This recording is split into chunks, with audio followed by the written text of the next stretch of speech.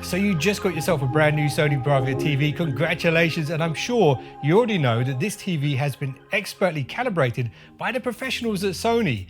But did you know that there are 10 hidden features, picture improvement hacks, and shortcuts that can instantly improve your TV experience from day one? And I know right now you're probably like,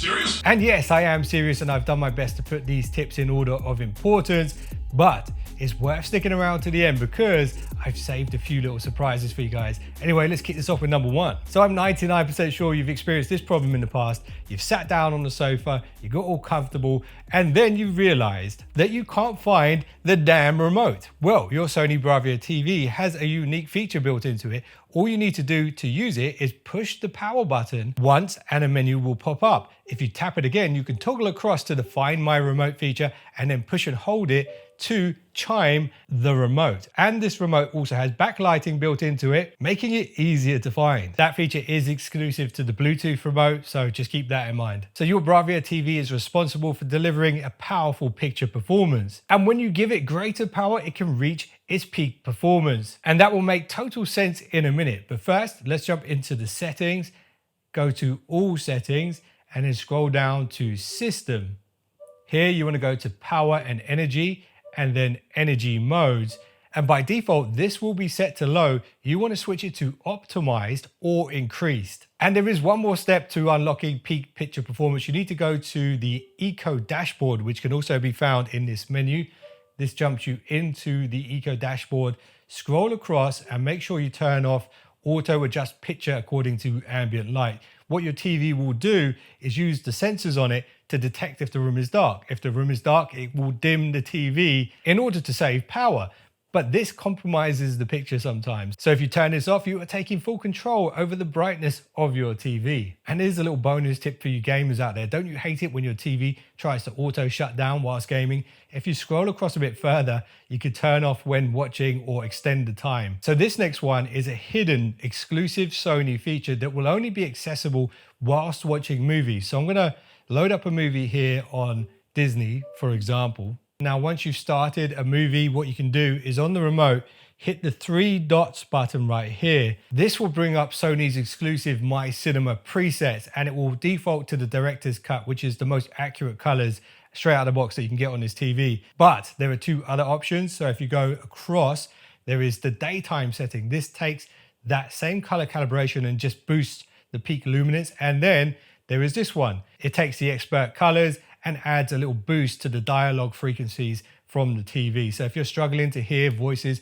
for example, in a Nolan movie or something like that, this will lift the vocal range up for you. So this next setting is specific to the Sony RGB TVs and other LED TVs that they've released in the past. So if you go into your settings, go to picture. Here, scroll down to brightness, scroll down again, and you will find the auto local dimming for SDR settings. So your TV has a bunch of zones which can be turned off in order to create deep black even when right next to bright white. But it is set to low straight out of the box. So if you want to increase the dynamic range, you could turn this up to high. And in order to do this for HDR content, you need to load up some HDR content first and then go back into the settings. So load up some HDR content, and once you have, you don't want to go to the settings this time, hit the little spanner icon at the top. This is your quick settings. By using this instead of the main settings, you're not exiting the app to streaming the content. So once you hit the little spanner, go to picture and sound. Here you can go to picture and adjust the settings for this. And you'll notice HDR is shown in the top right corner, and you have Dolby Vision presets, which you can choose from. But we're gonna go to the brightness here, scroll down, and you'll see it says HDR now instead of SDR.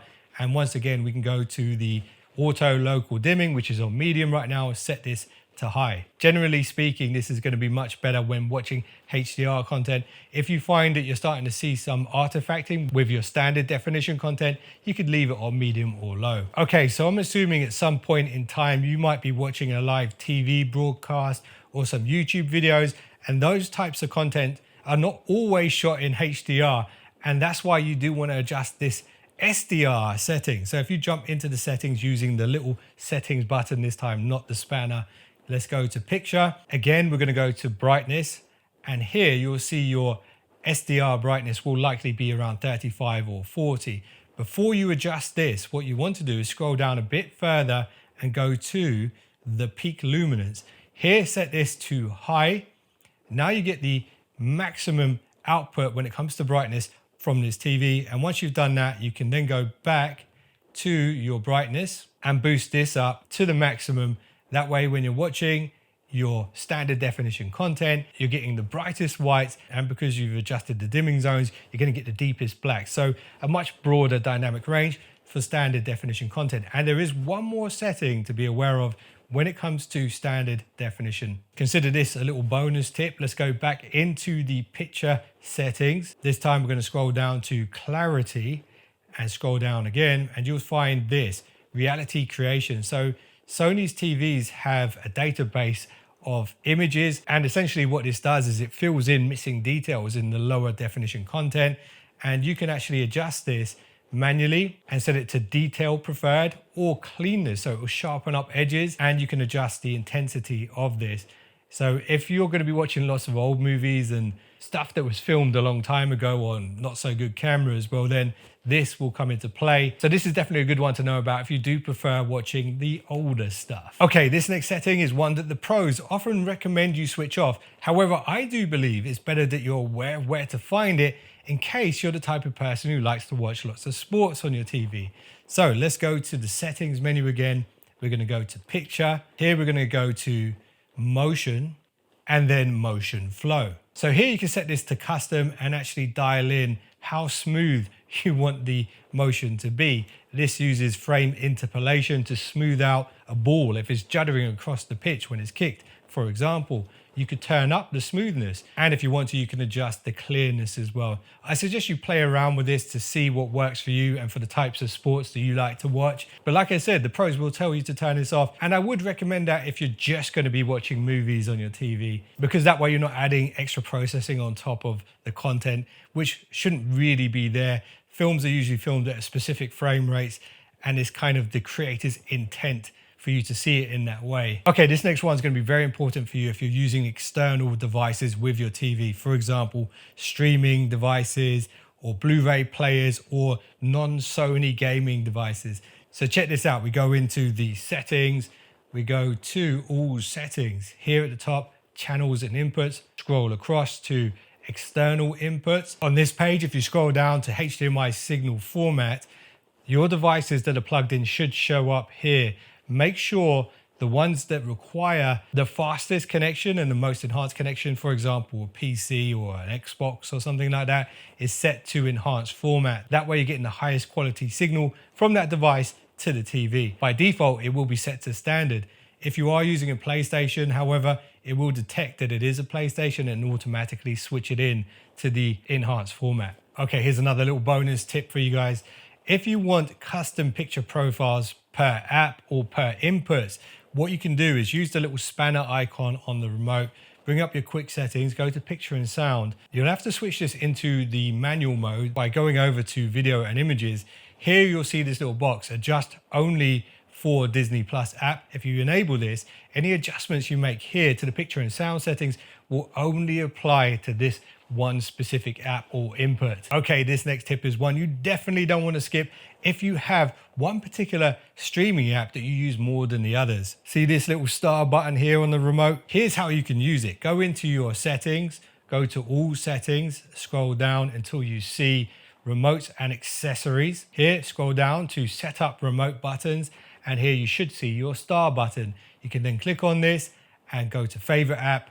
Here you can choose whatever app is your favorite. We don't need to add Pictures Core because there is a dedicated Pictures Core button already on this remote. So I'm just going to set this to Disney for now. In fact, let's set it to YouTube and go to create shortcut. Now the star button on the remote will instantly jump me into YouTube with just a single click. Okay, here is another brilliant shortcut that you can add to your remote that will save you a lot of time in the future. And this is important because nobody can give you your time back. So let's jump into the settings once again, and all settings. This time we're going to go to channels and inputs. And then here you'll see at the bottom of this page, TV button shortcut. So right now it's mapped to live TV and catch up, but if you tap on this, you can choose a different input if you want. Now your TV button here at the top of the remote will take you directly to that specific device that you like to watch TV on. All right, so when it comes to watching anything on your Bravia TV, the audio is half of the viewing experience. That's why it's important you know about this little hidden tool. So if we use the little spanner icon at the top of the smart remote here, this brings up the quick settings. Here we can go to picture and sound, and it actually opens up a different menu than if you go in through the settings menu. And in this little sub menu system, if you scroll to the bottom tab, the ambient optimization, you'll find this acoustic auto calibration.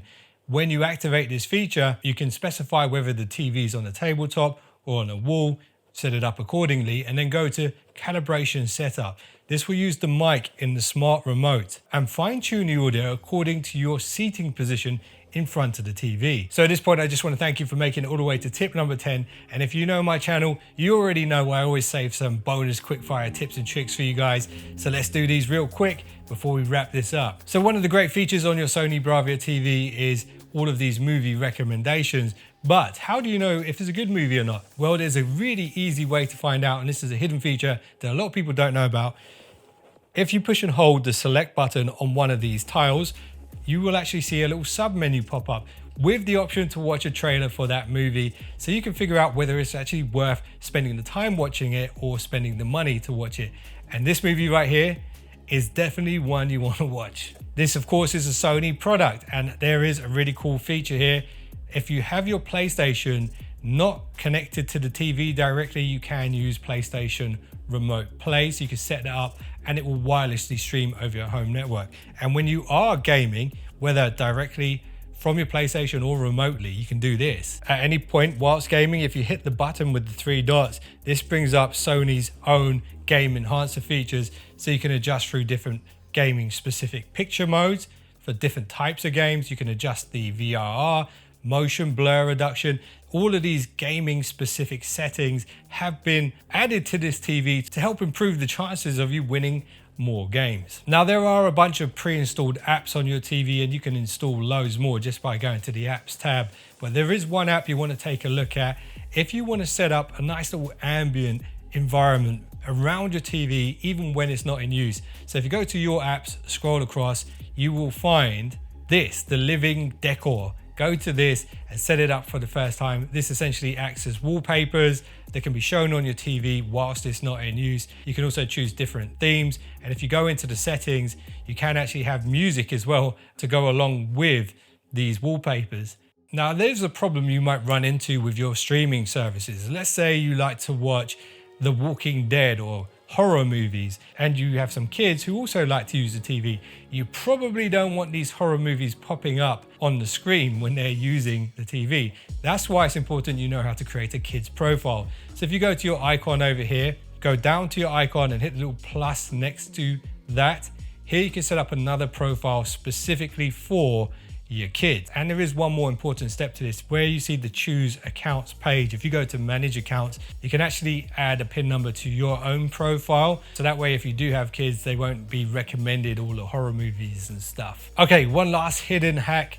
If you go into the settings on your TV, go to all settings, go all the way down to system and then about.